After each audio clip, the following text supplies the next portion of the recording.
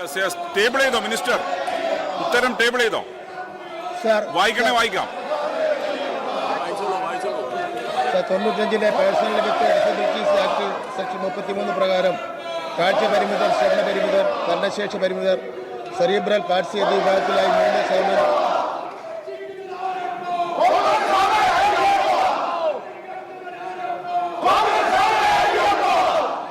Sir സ്വർണം കെട്ടത് ആരപ്പ? കോൺഗ്രസ് ആണ് Ayyappa. Sir സ്വർണം കെട്ടത് ആരാണ്? കോൺഗ്രസ് ആണ് അയ്യപ്പ. ഞാൻ വിളിച്ചുതരാം. സ്വർണം കെട്ടത് ആരപ്പ? കോൺഗ്രസ് ആണ് അയ്യപ്പ. ആരപ്പ? കോൺഗ്രസ് ആണ് അയ്യപ്പ. സാർ ഇവിടെ ഇവിടെ മുഴുവൻ സ്വർണം കെട്ടത് ആരാണെന്നല്ലോ സാർ. സാർ സോണിയാഗാന്ധിയെ സംബന്ധിച്ചിട്ടൊന്നും മിണ്ടുന്നില്ലല്ലോ അവര്.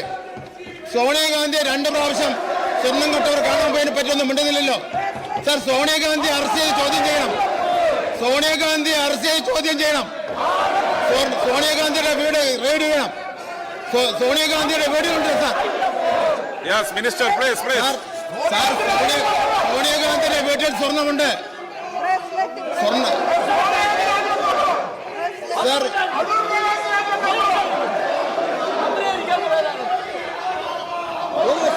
സോണിയാഗാന്ധിയെ പറ്റി എന്താ പറയാത്തത്? സോണിയാഗാന്ധിയെ പറ്റി പറ.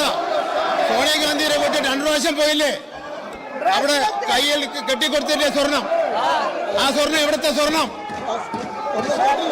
സോണിയാഗാന്ധിയെ പറ്റി പറ. കോൺഗ്രസ് നേതാക്കളെ പറ്റി പറ. സാർ തീർന്നില്ല സാർ, വായിച്ചു തുടങ്ങിയിട്ടേ ഉള്ളൂ.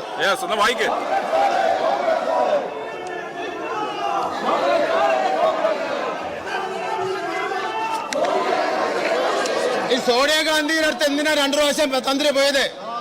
എന്തിനാ പോയത് സോണിയാഗാന്ധിയുടെ അടുത്ത്? ആരാ കൊണ്ടുപോയത് സോണിയാഗാന്ധിയുടെ അടുത്ത്? ആരാ കൊണ്ടുപോയത് സോണിയാഗാന്ധിയുടെ അടുത്ത്? മറുപടി പറ. എന്തിനു വേണ്ടി സോണിയാഗാന്ധി അടുത്ത് പോയി? സോണിയാഗാന്ധിയുടെ അടുത്ത് എന്തിനു കൊണ്ടുപോയി? സോണിയാഗാന്ധിക്ക് ഇതിനുള്ള പങ്ക്.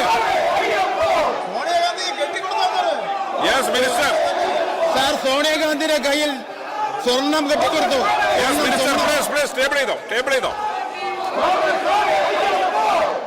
ശ്രീ പി ടി റഹീം